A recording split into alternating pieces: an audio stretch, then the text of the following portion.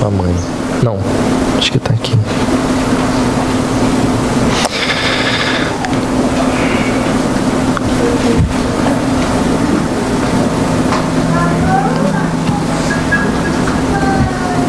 Vamos abrir lá em Lucas 15.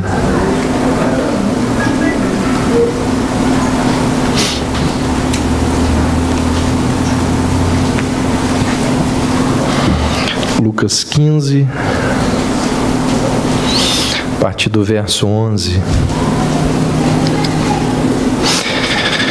Certo homem tinha 2 filhos. O mais moço disse ao pai: Pai, dá-me a parte dos bens que me cabe por herança.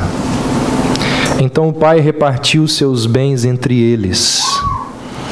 Poucos dias depois,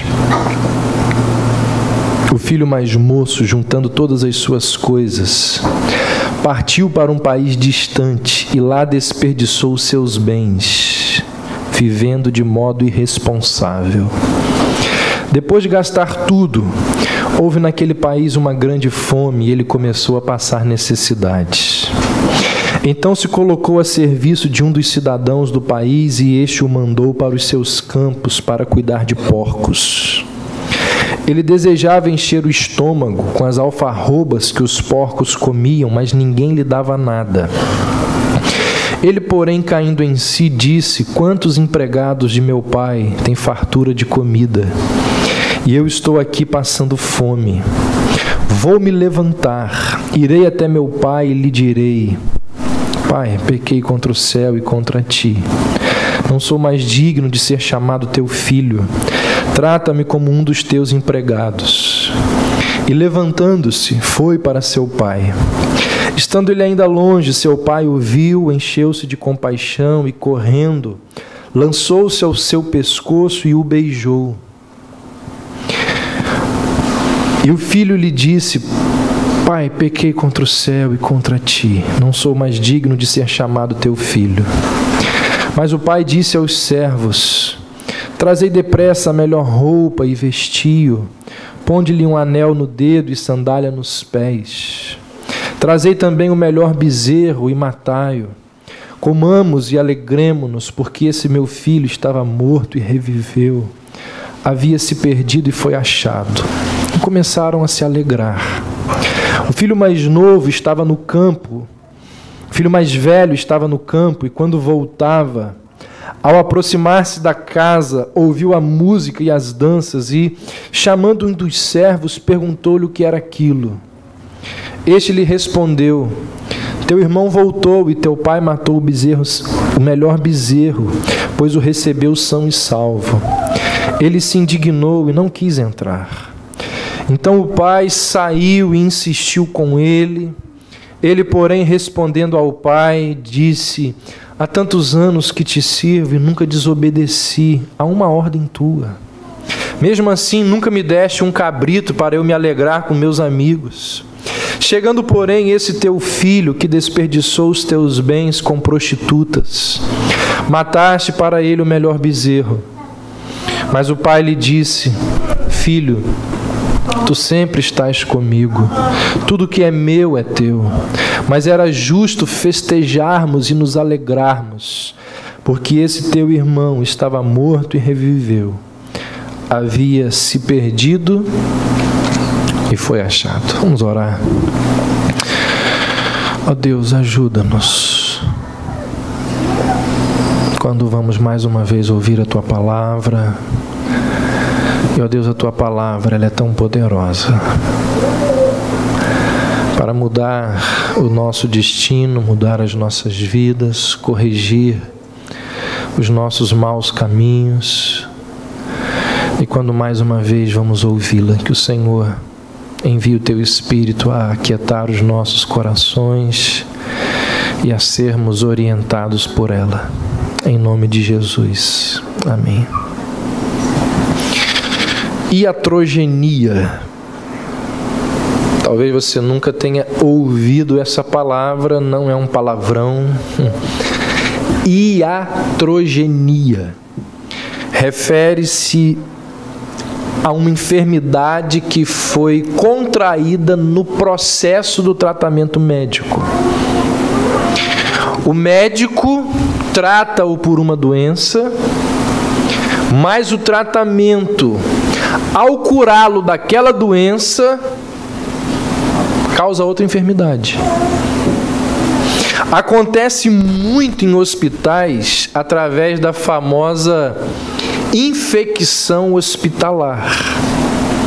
A pessoa entra para ser tratado de uma doença, é curado daquela doença, mas ali no hospital adquire outra, que não tinha nada a ver com ele no momento que ele entrou ali.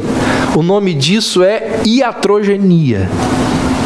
Existem vários estudos e teses que tentam mostrar que um número considerável de mortes nos hospitais se deve às doenças que a pessoa contraiu dentro do hospital, no momento em que ela esteve lá dentro. A mesma coisa acontece, sabe aonde? Dentro da igreja. Dentro da igreja. Muita gente que procura uma igreja, busca uma igreja com o objetivo de ser curada dos seus traumas, das suas dores, das suas angústias. No entanto, quando ela chega ali, aquele ambiente religioso deixa aquela pessoa ainda mais doente. Aquele local deixa aquela pessoa ainda mais enferma. Na comunidade religiosa, a pessoa ela vai adquirir novas patologias, novas doenças, novos problemas. E isso é uma grande ironia, porque exatamente no local onde nós somos curados de determinados problemas, a gente desenvolve outros. Isso é uma ironia. E aí a gente pode ir além. Ir além porque a gente pode chegar a afirmar que existe um determinado pecado, um tipo de pecado que só é desenvolvido no ambiente da fé. Existe uma doença espiritual que você não encontra em nenhum outro lugar. Você só encontra dentro da igreja. Ela só é desenvolvida na igreja. Existe uma iniquidade que tem início nos locais de adoração. O nome desse pecado é justiça própria. A iatrogenia, que no caso é a justiça própria. O que é justiça própria? É quando nós nos achamos bons, respeitáveis, honestos o bastante a ponto de merecermos as bênçãos e os favores de Deus. A justiça própria, ela aparece no coração daquelas pessoas que se acham melhores do que as outras. Essas pessoas acreditam que por ela ter assim um pouco mais de moralidade, que por ela ter uma vida um pouco mais exemplar, elas podem se achar melhores que as demais, superiores às demais, e começam a desdenhar e a desmerecer do pecador. Esse tipo de iniquidade, ele finca raízes no solo de uma comunidade em que uma vida certinha, a retidão, ela é honrada demais. Vejam o irmão fulano de tal, correto, íntegro, honesto, Ele não é como aquele empresário mentiroso. Ele não é como aquele contador trambiqueiro. O que foi feito aqui? Atribuiu-se mérito. Atribuiu-se justiça ao irmão correto. E desconsiderou-se completamente as palavras de Isaías, quando ele diz assim: as melhores obras de vocês são como trapos de imundícia, não vale de nada. A justiça própria, ela nasce, cresce, se desenvolve e não morre dentro da igreja. Assim como a iatrogenia, ela é contraída num local de tratamento, a justiça própria é muitas vezes cometida num lugar associado à justiça. É desenvolvida numa comunidade em que se valoriza as coisas certas. E aí, nesse caso, nós temos um agravante. Diferentemente dos pecados que uma comunidade de fé normalmente percebe, dos quais se arrepende, a justiça própria, ela quase nunca é percebida no espelho. Quase nunca a justiça própria é notada no espelho. Nos outros sim, em mim jamais. Não sou assim. Normalmente, esse pecado ele é tolerado e aprovado na comunidade cristã. Esse pecado ele está incrustado em palavras de piedade.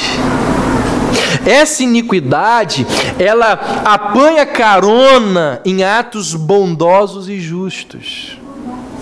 Esse erro, ele está misturado com muitas atitudes de moralidade que nós praticamos. Aqui em Lucas 15, Jesus conta uma história que nos envolve num auto-reconhecimento de justiça própria. E a história, ela é habilidosamente construída pelo mestre em contar histórias. Ninguém nessa vida, nenhum ser humano contou histórias como Jesus. Jesus é o contador de histórias. E Jesus habilidosamente conta uma história, e com essa história ele ensina dezenas de lições, e uma delas é o perigo da justiça própria. Porque Jesus sabe quem são aquelas pessoas que estão ouvindo ele naquele momento. Vocês acham que Jesus saiu de casa e saberia que num determinado momento do dia aquelas pessoas estariam ali? Que pessoas? Olha aí no verso 1 e 2 do capítulo que nós lemos de Lucas. No verso 1 diz que ali estavam publicanos e pecadores. No verso 2, fariseus e escribas. Então você tem aqui dois grupos: publicanos e pecadores, fariseus e escribas. Ou seja, você tem pessoas que sabem que a vida delas não é uma vida exemplar, publicanos e pecadores. Mas você tem aqui um outro grupo de pessoas que acredita mesmo, que a vida deles é uma vida exemplar, ou seja, gente que possui justiça própria, fariseus e escribas. E esse tipo de pessoa que acredita que tem uma moralidade na sua vida, não suporta pecadores, não suporta conviver com quem é pecador, Por isso a queixa dessas pessoas, olha aí no verso 2, murmuravam dizendo: este recebe pecadores e come com eles. Ao que tudo indica, foi essa queixa, essa lamúria desses homens que provocou as histórias que Jesus passa a contar no capítulo 15. E se você observar aí nesse capítulo, Jesus conta 4 histórias. Jesus conta a história da ovelha perdida, da dracma perdida, do filho mais novo perdido e do filho mais velho perdido. A história do filho pródigo, como nós costumamos chamar, não sei se você já reparou isso. Quando nós pregamos sobre o filho pródigo, há uns 3 anos atrás aqui, nós vimos que essa parábola não conta uma história. Essa parábola conta 2 histórias. A do filho mais novo e a do filho mais velho. São 2 histórias em uma. Então você pega aí Lucas 15. A primeira parábola do capítulo fala de 100 ovelhas e uma se perde. E o pastor, ele sai em busca dessa ovelha perdida, a encontra e a traz de volta. Aí ele chama lá os seus amigos e familiares para se alegrarem com ele, porque ele achou essa ovelha. Aí Jesus conta outra história. A parábola fala de 10 moedas. Uma das 10 moedas se perde. E a dona da casa parte em sua procura, levanta os móveis aqui e ali. E quando ela encontra a moeda perdida, ela vai lá e chama os seus amigos, chama os seus vizinhos para se alegrarem com ela. Aí nós entramos na terceira história, que fala dos 2 irmãos. Um deles se perde. E o pai espera, aguarda o seu retorno. E o filho de fato retorna. E assim como nas 2 primeiras parábolas, o pai dá uma festa de celebração. Só que essa terceira história, ela é mais elaborada que as 2 primeiras, porque ela inclui detalhes do ato de perder algo. Ela fala de uma partida. Ela inclui as condições do que se perdeu, os sentimentos de um relacionamento rompido. Essa terceira história, ela tem mais detalhes. Ela inclui a emoção do reencontro, da chegada à casa depois de um tempo distante. E nessa terceira história nós somos atraídos para a profundidade e para a dor de perder alguém.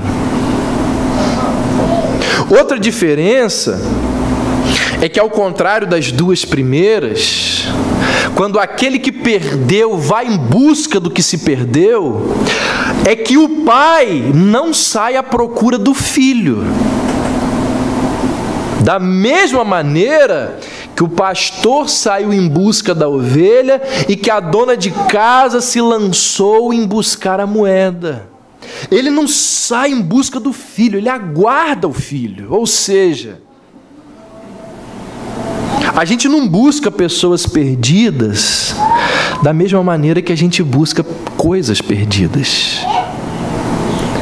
Com pessoas perdidas, é preciso muito mais do que energia que nós usamos ao buscar as coisas. Em situações assim, a passividade, ela é tão importante quanto a atividade. Você tem que saber a hora certa. Você tem que ter discernimento de Deus para saber a hora certa. Com pessoas perdidas, é preciso dar tempo para que Deus realize nelas coisas que nós não somos capazes de fazer. Com pessoas perdidas, é preciso dar tempo a essa pessoa para que ela caia em si, para que ela perceba o erro, as besteiras. Existem muitas situações que nós percebemos que não adianta forçar a situação. Só Deus para levar ela a cair em si. E aí então a gente chega à última história, a última das 4 histórias. A história daquele que se achava bom, daquele que tinha justiça própria.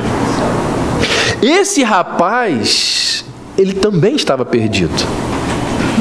Aliás, ele estava 3 vezes perdido. Estava perdido em relação ao pai, perdido em relação ao irmão e perdido, como diz a parábola, para a comunidade da celebração. Fica de fora. Esse rapaz era alguém que jamais fez algo que chamasse a atenção para os seus erros. Ninguém conseguia detectar erro nele. Não fazia nada que fosse capaz de chamar atenção para as coisas erradas da sua vida. Por quê?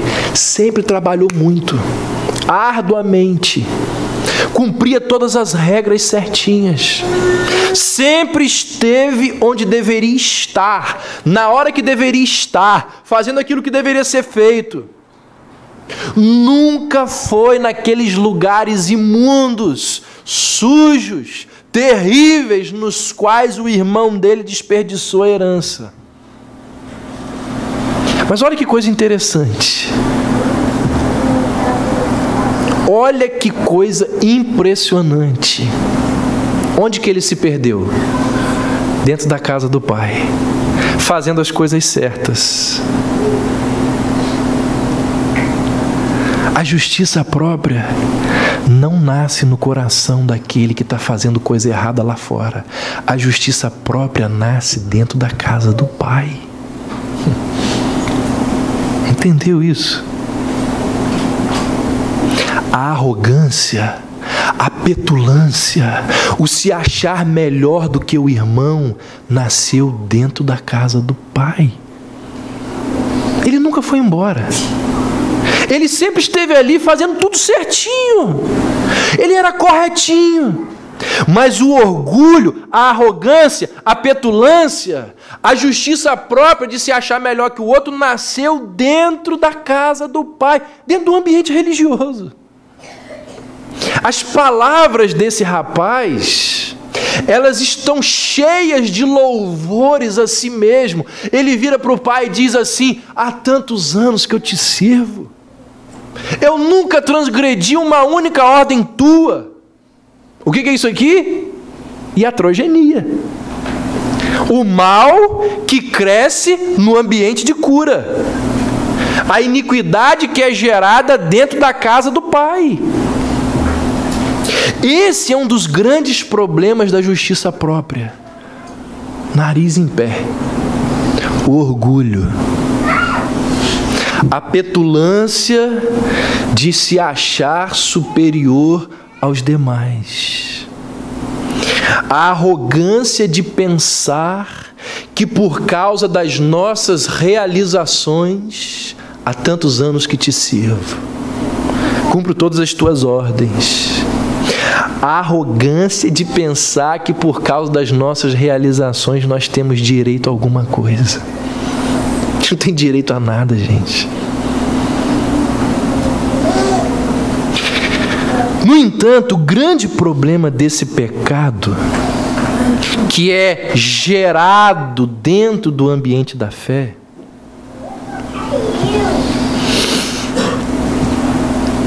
é a falsa sensação de que está tudo bem. Vou repetir. O grande problema desse pecado chamado justiça própria, que é como a iatrogenia, que cresce no ambiente que deveria promover cura, mas produz doença. O grande problema desse pecado é a falsa sensação de que está tudo bem. É a pessoa pensar que está salva, quando na verdade ela está caminhando para a condenação. É o sujeito perdido, que perdeu o senso de estar perdido. É gente incapaz de pensar em si mesma como perdida. A justiça própria, em grande parte, ela consiste na negação de nosso estado de perdidos. É difícil reconhecê-la como pecado, porque nós a embrulhamos num lugar muito respeitável. Onde que nós a embrulhamos? Que lugar é esse? Na companhia de bons cristãos, assentados em bancos de igreja, cantando hinos e lendo a Bíblia. Então é difícil a gente reconhecer. Querem ver um outro caso grave no Novo Testamento de iatrogenia, de justiça própria no ambiente da fé? 3 capítulos depois de Lucas 15, abre aí Lucas 18. Do verso 9 ao verso 14, diz assim: contou também esta parábola a alguns... O que diz aí? A alguns que confiavam em si mesmos, achando-se justos. E por causa disso, o que diz aí? Desprezavam os outros.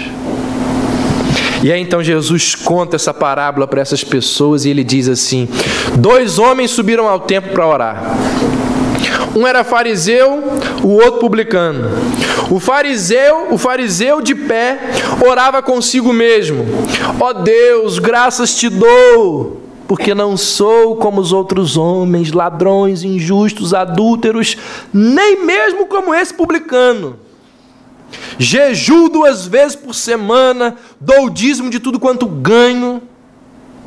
Mas o publicano, em pé e de longe, nem mesmo levantava os olhos ao céu, mas lamentava-se profundamente, dizendo: ó Deus, tem misericórdia de mim, um pecador. Digo-vos que este desceu justificado para casa e não o outro. Pois todo o que se exaltar será humilhado, mas o que se humilhar será exaltado. Irmãos, isso aqui é iatrogenia. O mal que cresce dentro do ambiente da fé. E nós, cristãos, corremos o risco de inverter o ensinamento dessa parábola. Eu já falei sobre isso aqui um tempo atrás, sobre essa parábola. E eu lembrei que muitas vezes as igrejas, elas desejam que o publicano, ele volte na semana seguinte fazendo a oração do fariseu. Nós admitimos que um homem se levante diante de Deus e diga assim: Senhor, tem misericórdia de mim, pecador. Coisa boa, que coisa excelente uma pessoa dizer isso. Nós admitimos isso, desde que a oração seja feita só uma vez. Porque se na semana seguinte ele volta e continua dizendo assim: Senhor, tem misericórdia de mim, pecador. Se ele volta com esse discurso, a gente recrimina. Porque segundo a nossa ética, na outra semana, na próxima semana, ele precisa necessariamente dizer: Senhor, graças te dou porque nasci de novo no domingo passado. E agora eu não sou mais como os demais corruptos e ladrões e adúlteros desse mundo. Agora eu estou jejuando, agora eu me tornei dizimista, agora eu estou na classe dos novos membros, agora eu vou me batizar. Senhor, agora eu já não sou mais como os demais homens. Se num domingo ele se levanta e confessa o seu pecado e clama por salvação, nós dizemos: aleluia, glória a Deus, nasceu de novo, entregou a vida a Jesus. Mas se no domingo seguinte ele volta dizendo: Senhor, tem misericórdia de mim, porque ainda sou um ladrão, um corrupto, nós viramos para ele e dizemos assim: que isso? Como que você continua corrupto?